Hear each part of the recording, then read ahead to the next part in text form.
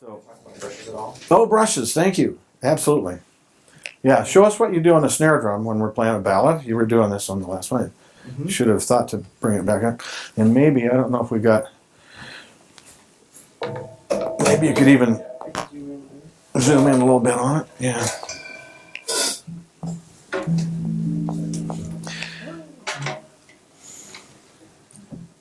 It's common for the drummer to change the brushes, at least on part of the ballad. You notice at the front of the ballad, on that other ballad, he used mallets on the cymbal. That often happens as well. But now in the context of it, we're going to want some brushes. So, and there may be a point where he moves to sticks, where we get to the shout chorus and stuff. But now he's playing brushes. So show us how that happens, Tyler. Sure.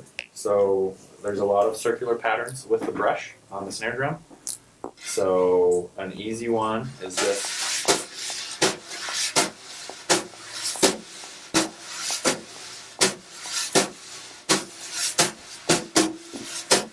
We call this stir and soup.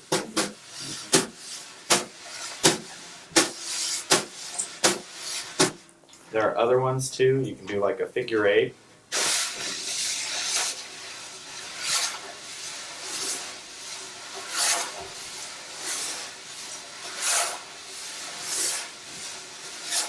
Whatever you do, you just want to make sure that the time is really clear. So if it's not clear with the brushes on the snare, then make sure you're kicking your hi-hat so that people know right where the time is, so we can all group together.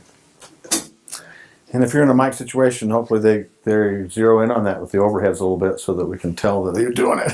It's really easy to have that lost out front. Yeah, nice. I'm glad you brought that up. And you might also show them the rivet cymbal. This would be a great place for the rivet cymbal is in a ballad like this where you want longer, more sustained sounds.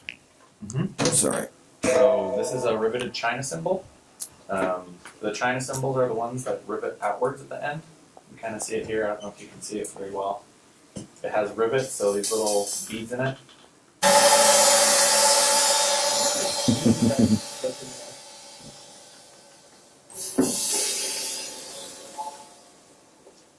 So it tips up on the end instead of down on the edges. And these little rivets in here, you kind of see them pop up here.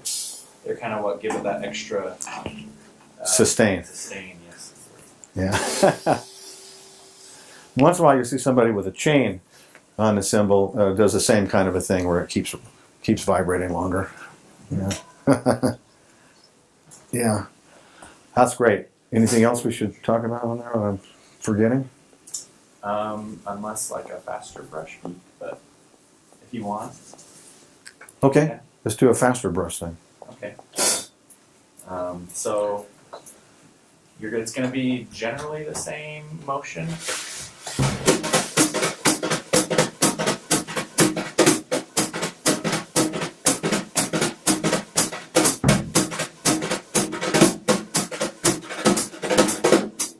So basically, his snare drum is taking over what he was doing on his ride cymbal.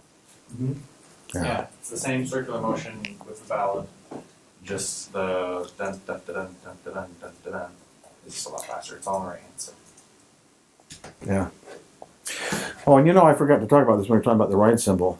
But I see a lot of kids that are like real stiff in their arm here, and they're using their whole arm to do this. And so, show us your technique on the ride cymbal.